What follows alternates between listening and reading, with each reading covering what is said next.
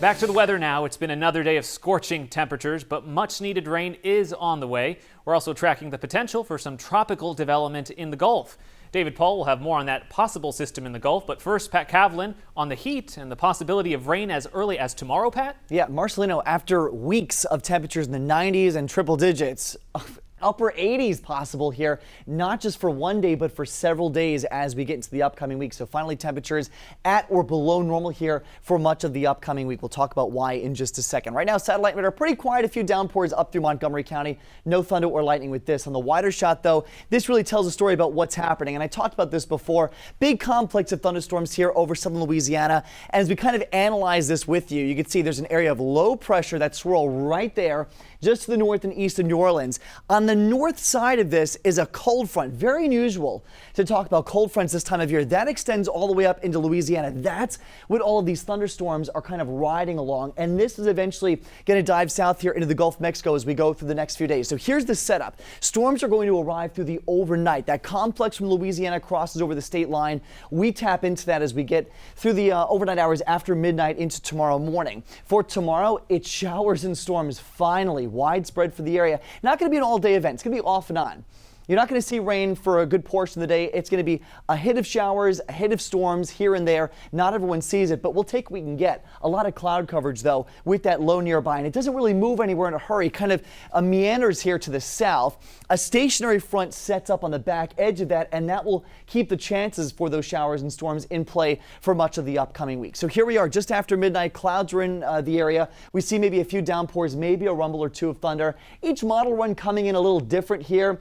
You know, we'll have to fine-tune the details as we get into the 10 o'clock hour with you, but overall, we do see the chance for these downpours continuing through Monday morning. So the morning commute could be a bit damp for some of us, especially down through the coastal spots. Much of the day tomorrow, I think, is dry. As we get into the afternoon hours, that's when another batch of thunderstorms and downpours could roll through the area, and then we see it again for Monday night. And this pattern will continue off and on here as we go through the next few days. Very beneficial rainfall, though, on the way. And just like Futurecast keeps changing, the bullseye for the rainfall with this system will keep changing with each new model run. Bottom line, though, we do see some much needed rain coming up here. And that's because there's a tropical connection with it, because the Gulf is cooking right now.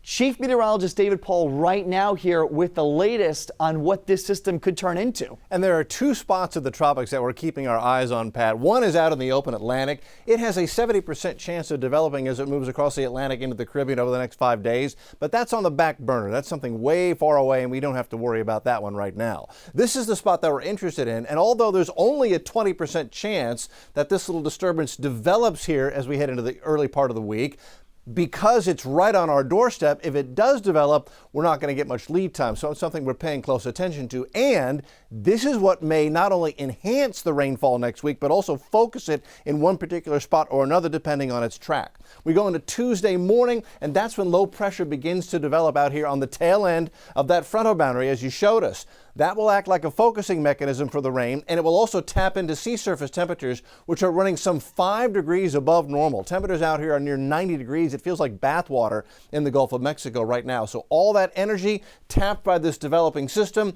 I think overall we're looking at a weak system if it develops, but because the center of it will be to the south of Houston, that will put us on the wet or dirty side, and that should sling in lots of rain, showers, and storms not only Tuesday, but also into Wednesday. That may also last into Thursday.